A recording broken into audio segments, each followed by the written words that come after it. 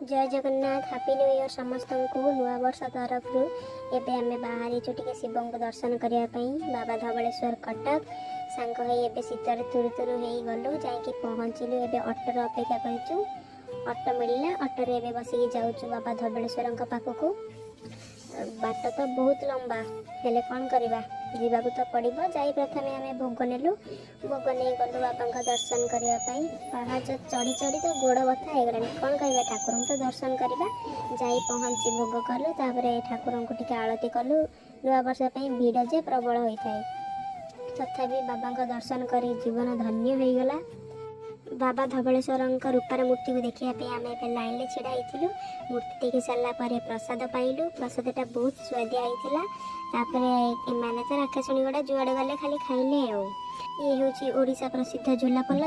Next part देखा subscribe करंतु। जय जगन्नाथ।